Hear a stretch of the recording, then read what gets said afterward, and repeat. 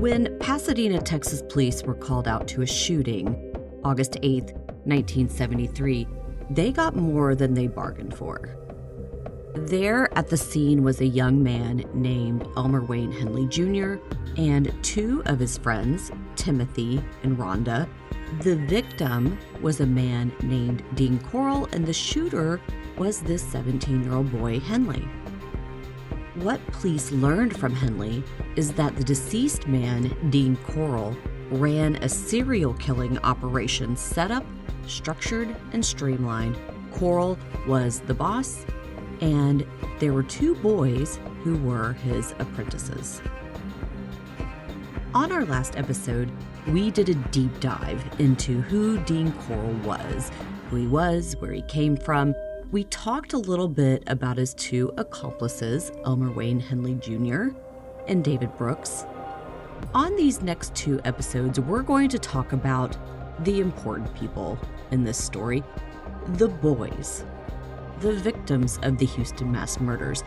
I'm going to talk about them and what happened to them in correlation with where Dean Corll lived and how he was able to elude captivity. So, without further ado, let's get started. My name is Jen Schaefer, and this is Crude Acts, Missing and in Grave Danger, Episode 3, The Lost Boys.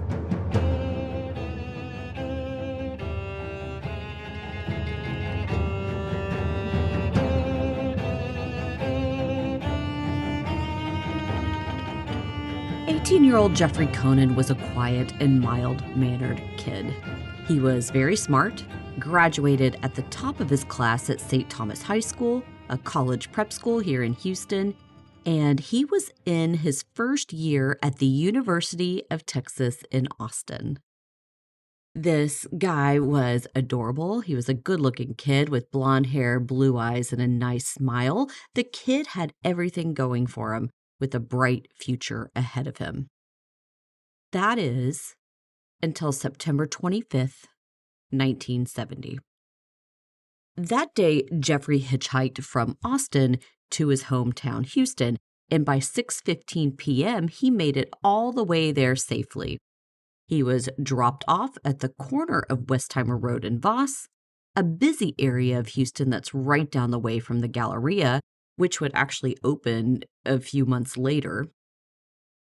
But in that area, it didn't take long for Jeffrey to flag someone down to take him the rest of the way he needed to go. A man in a van pulled over to offer him a ride. Jeffrey told him he needed to go out to Braeswood to see his girlfriend, and the man said, "Hey, no problem, hop in."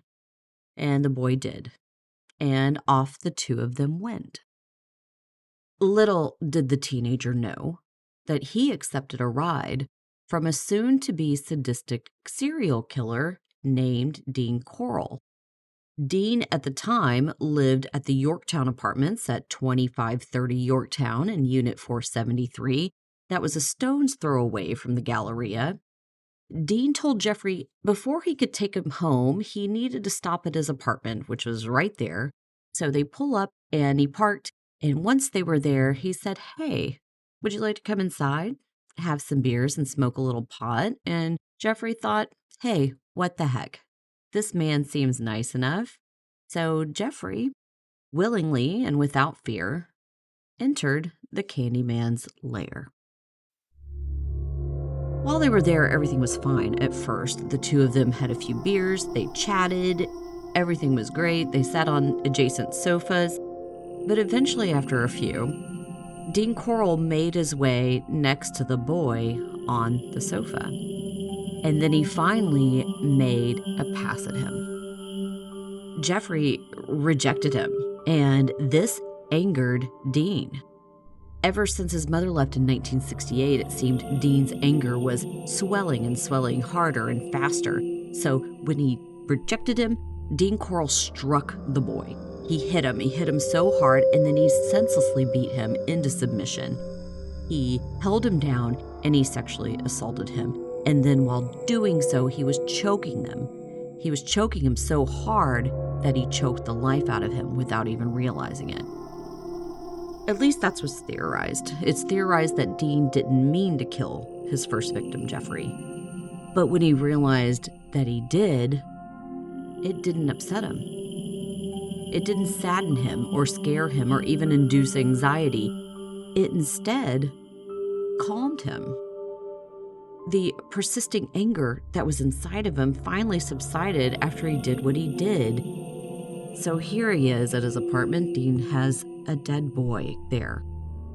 He quickly switched into logical mode. He went to a hardware store and bought some supplies. He returned back to his apartment, wrapped Jeffrey's lifeless body in a plastic sheet, and he drove out to High Island, which was a beach that he knew quite well, and he buried him there beside a large black boulder. The next day, when Jeffrey failed to arrive home in his parents' prominent area of Rice Village, his folks knew immediately that something was wrong. They reported him missing to police, and instantly they declared him a runaway. Despite what they learned about him, Jeffrey had a good home life, a stable relationship with his family. When he disappeared, he had a $250 scholarship check on him that he was planning on depositing while he was in Houston. That check was never cashed. Jeffrey's family put out a missing persons ad in the Houston newspaper. They put him out in Houston and Austin newspapers, just trying to get the word out, trying to find their son. There was a lot of talk about him at school here in Houston, and they waited, and there was no word from Jeffrey. There was no word from Jeffrey ever again. And it wasn't until 1973 when they learned their boy Jeffrey was one of the many victims of the Candyman, Dean Corll, that they'd know why he was missing and gone forever. After Dean killed Jeffrey Conan, something must have snapped in him, because it was only 3 months later, December 13th, 1970, that he killed his next two victims. Two boys named James Glass, who went by Jimmy, and Danny Yates. These boys were only 14 years old. They both lived in Spring Branch. The day they disappeared, they were in the Houston Heights attending a church rally at 2025 West 11th Street. When James Glass' father went to go pick up the boys, they were nowhere to be found. It was a gloomy and chilly day that day, so he knew they wouldn't be out too long. So he waited and waited for them, looking around, couldn't find them. The boys never showed. Little did he know that they were already picked up by someone else.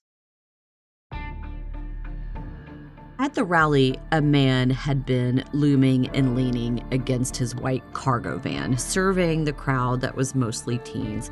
When James and Danny walked by him, he asked them if they wanted to party. He had some beer and some pot at his apartment. The boys were reluctant at first, but they eventually just took him up on his offer. And as they loaded into the van, the man introduced himself to them.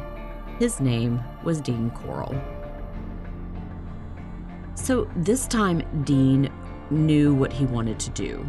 He'd already done it once, and he wanted to do it again. He planned it out, and he bought some nylon cord and some handcuffs. When they got back to Dean's apartment, the boys drank and smoked to the point of inebriation. And it was at that point of inebriation that Dean overpowered them. And he used what he bought to trap them, handcuffed them, tied them up. He took them in a room and he attached them to his bed. He stripped them and himself naked, and he proceeded to assault them. But then there was an interruption. He forgot he gave his young friend David Brooks a key to his place. David came in unannounced and found Dean and the boys in that compromising situation. Mind you, David and Dean had already been engaged in unspeakable acts for years. David froze. He saw it, he froze, he didn't know what to do. Dean laughed it off, saying they were just having a bit of fun and to come back later. A shocked David obliged. Dean showed him out. He left. And when David returned the next day, the boys were gone. Dean told him the truth, which was more like a truth, that he was working for a sex trafficking pornography ring and the boys were sent away to some men in California. Dean then asked David if he wanted in on the action. It was good money and it was super easy. All he needed to do was bring him more boys and he'd pay him $200 a pop. And to sweeten the deal, he'd even throw in a brand new Corvette. David took him up on the offer without knowing the full truth, that Dean Corll killed those two boys, James and Danny, and he disposed of their bodies in a boat shed he rented off a street called Silver Bell.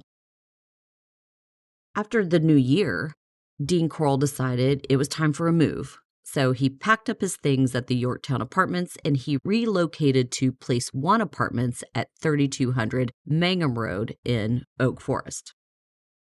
It wasn't long until he got the uncontrollable urge to kill again, and this time David Brooks helped him out.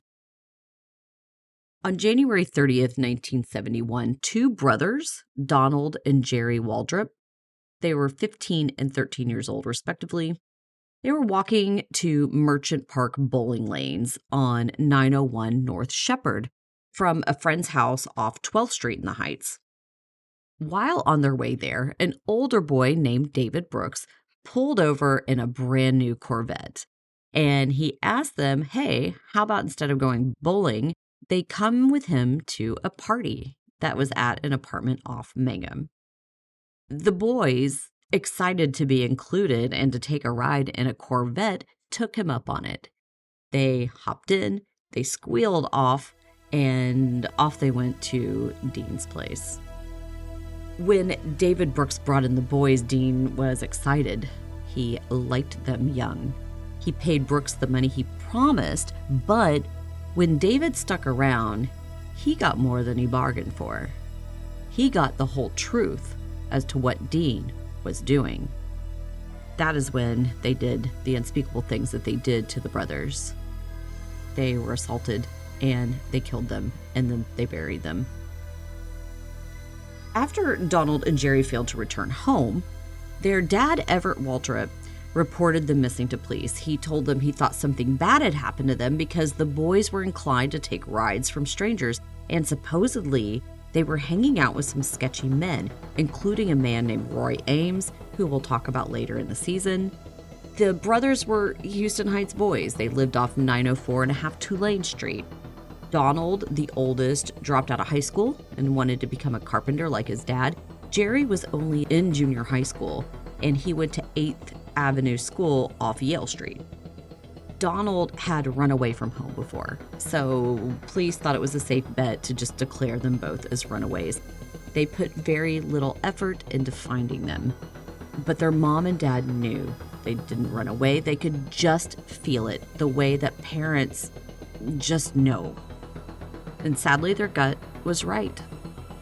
2.5 years later, they exhumed their two sons' dead bodies out of a boat shed, along with 15 other boys. They both died from asphyxiation, and they were both sexually assaulted. To add insult to injury, at the time of their deaths, their dad worked construction on some apartment complexes being built right next to Place 1 Apartments. He was perhaps right there, next door, in earshot of his boys being brutally murdered by the Candyman.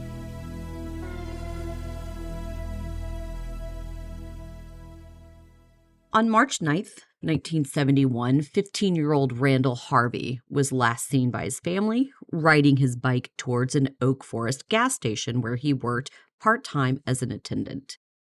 When he didn't return home, his mother, Frances Conley, reported him missing to police, but this kid had a record and was wanted for burglary of a home, so police believe he just ran away, just like the rest of the boys. Family members insisted that he didn't, and again, family members were right. That day, that he went missing, Dean Corll and David Brooks were driving down T.C. Jester Boulevard towards Dean's apartment off Mangum, and on the way, they spotted Randall on his bike. They stopped him, chatted. Dean asked him to come to his place to party instead of going to work, and he'd even pay him for time missed. Randall thought, what the hell? Why not take an easy day? So he threw his bike in the van, and they drove off. Poor Randall wasn't at the apartment long before Dean pulled out the handcuffs. He decided to play a trick on him, and he put them on him, and he fell for it, and it worked. Randall then was trapped. Dean had him tied up. He took pictures of him naked and scared and shackled, and he then sexually assaulted him. In the end, we don't know whether it was Dean Corll or David Brooks who killed him. Come to find out, other kids were saying that David made threats to kill Randall because he allegedly stole his stereo or something like that. That day, Randall was shot with a .22 caliber pistol, not strangled like the others before him. So who knows? It could have been either one of them. It could have been both of them. But Randall, like 16 others, was buried in Dean's boat shed. On May 29th, 1971, David Hillegeest, who was only 13 years old, and Mally Winkle, only 16 years old, disappeared while heading to the SPJST Lodge swimming pool off Beale Street. They left their Houston Heights homes, only wearing their swim trunks with 80 cents between them. David's mother, Dorothy, saw them off, and as it grew later and they failed to return home, she became concerned. The next day, she reported them missing to police, and like the other boys, they labeled them runaways. Dorothy and Fred Hillegeest then decided they had to do it on their own and made it their mission to find the boys. They installed a new phone line so they could keep the old line clear for calls. They slept in shifts, so someone was always awake and by the phone. They eventually hired a private detective, who in the end didn't help them. They recruited people around the neighborhood to help them search for the boys. A close friend of David's even joined in the search, his childhood friend named Elmer Wayne Henley Jr. Dorothy claimed she found Wayne endearing during this time and helpful, though most days he was intoxicated. She said he would try to comfort her, saying things like he was sure they were going to find the boys and they could even be, quote, right there under their noses.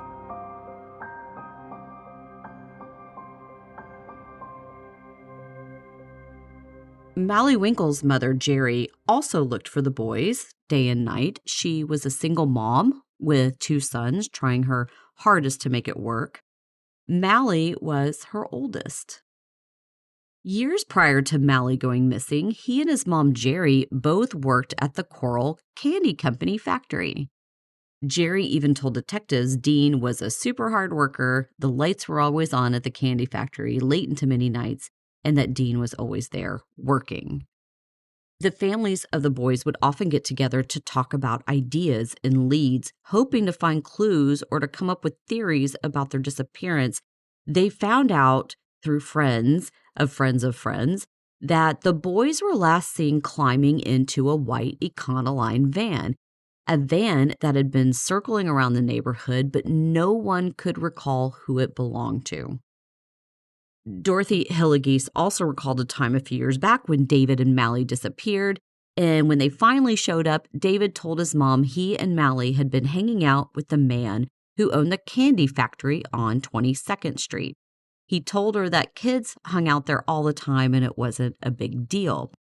This gave the family an aha moment. Oh my gosh, let's go to the candy shop.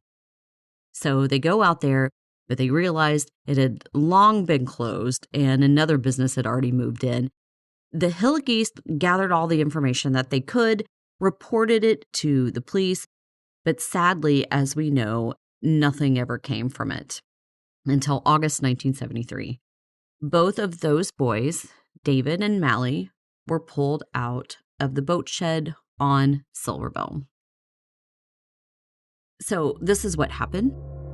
David Brooks picked up the boys on their way to the pool. He took them to Dean Corll's house on 515 West 11th Street, and there they met the same fate as the other boys before them. They were raped, tortured, and strangled to death and buried in the boat shed, and this all happened by a man that they knew and trusted.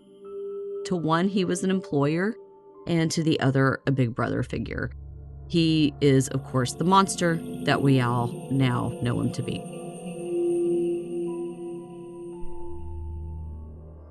While the Winkles and Hillegeest were looking for their sons, Dean Corll had moved from 11th Street into some apartments at 6363 San Felipe.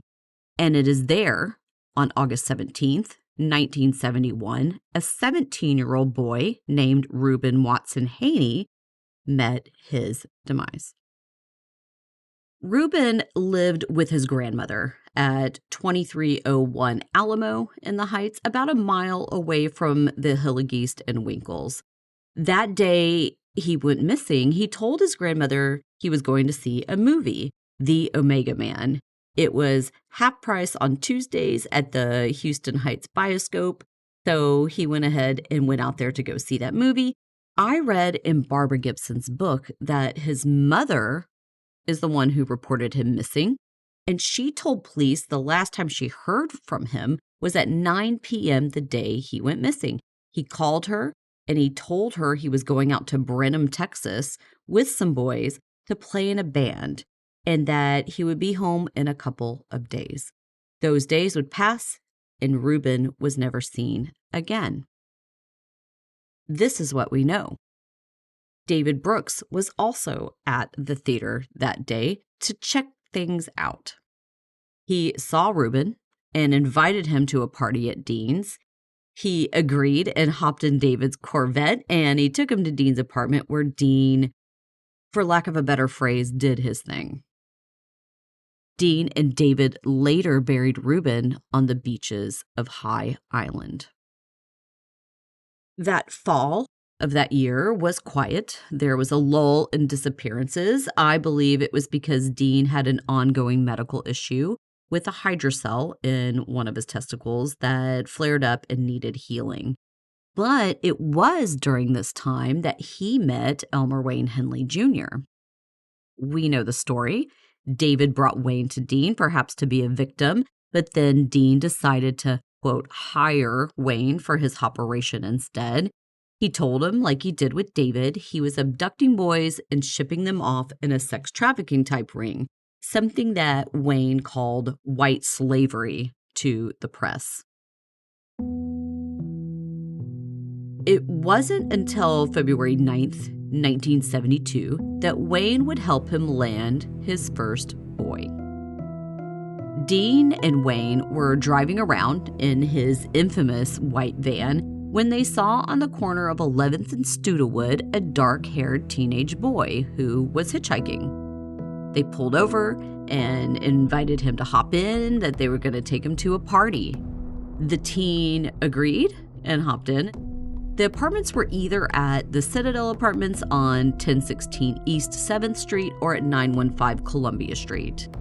But once they got there, the trio posted up and they smoked some pot, and everything was chill at first. When the boy was in his most relaxed and agreeable state, Wayne decided to show him a handcuff trick that Dean had taught him. How the trick worked is like this. The trickster would lock up his hands with the handcuffs. He'd turn his back to the person they were doing the trick for. They'd wiggle around, and then ta-da, he was free. Then after he did that, it was the guest's turn to give it a try. So they locked themselves up, tried to emulate the trick, but of course they can't because they didn't know how it worked. By the way, the trick was very simple. Of course, the trickster just had a spare key in his front pocket so he could unlock himself. To most of you, this handcuff trick might sound familiar. It's the same trick used by a man named John Wayne Gacy when he did his horrible things to 33 male victims. Supposedly, John Wayne Gacy said that he learned it by reading about the killers, but who knows, there could have been just something more sinister at play. So Wayne does this trick, and then the boy tried it, and he couldn't unlock himself, and that move put him in a dangerous situation. It is what his host has been planning the entire time. So they bind his feet, they bind his hands, they duct tape a wad of terry cloth in his mouth, and then Dean gave Henley the $200 he promised him, and Wayne left while the boy was still alive. Sadly, he wouldn't remain so.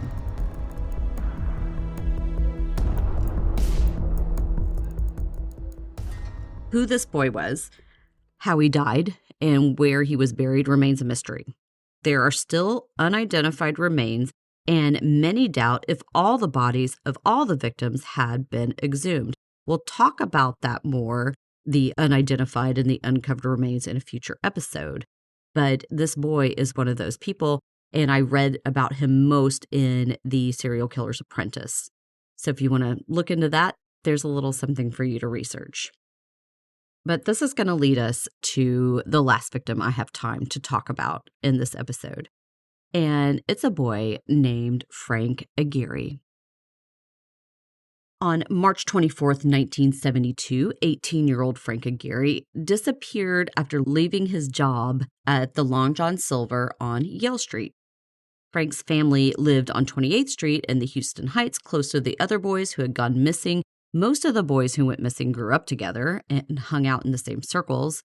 But that evening, before Frank left work, he called home to let his mother know he was heading to his girlfriend's house to hang out. His girlfriend, by the way, was none other than Rhonda Williams. That is the same girl who was one of the 3 teens at Dean Corll's house the day he was shot and killed. According to an article, Frank Aguirre's sister was not a fan of Rhonda Williams.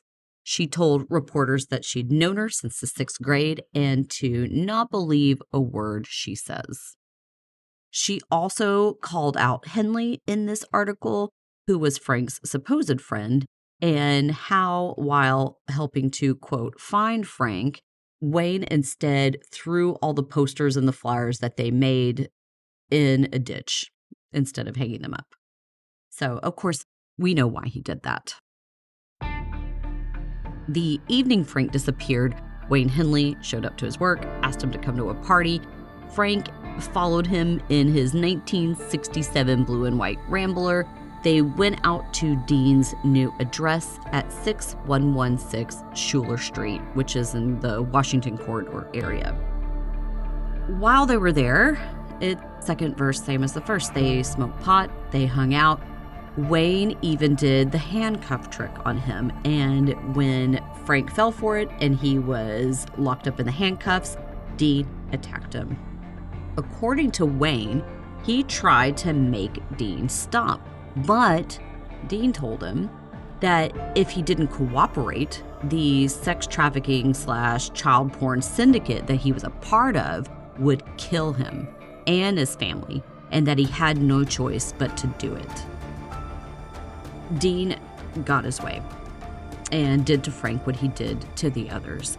And Wayne learned the truth as to what Dean had really hired him to do. After Frank was killed, his Rambler ended up in the boat shed where it was stripped down for parts. Dean and Wayne buried Frank's remains out on High Island Beach. And just like that, the killer duo of David Brooks and Dean Corll then became a trio, with the addition of Elmer Wayne Henley Jr. What would ensue in the following year and a half is the rape and murder of at least 18 more boys and young men. That is a fast-growing list in such a short amount of time, and we don't have the time to get into it now, so we'll talk about the rest of them on our next episode. For now, I'm Jen Schaefer, and this is Crude Acts, Missing and in Grave Danger. This is episode 3. We are going to do a couple more of this Houston Mass Murder series, and then we'll move on to the next phase of this season. So stay tuned for that. Russell Dunlap does my sound and makes this all sound nice. Amy Dunlap manages. She's developing some merch, you guys, so keep out for some cool swag. And you'll find it on www.crudeacts.com. Two Star Symphony does the opening song. Be on the lookout to see them live. Please consider supporting the show. I am fully taking this on, and it requires a lot of time. Any help is greatly appreciated. Please like and follow and give us a raving review, or at the very least, just tune in to the next episode. Thank you so much for listening to this one. We'll see you then. All right, bye-bye.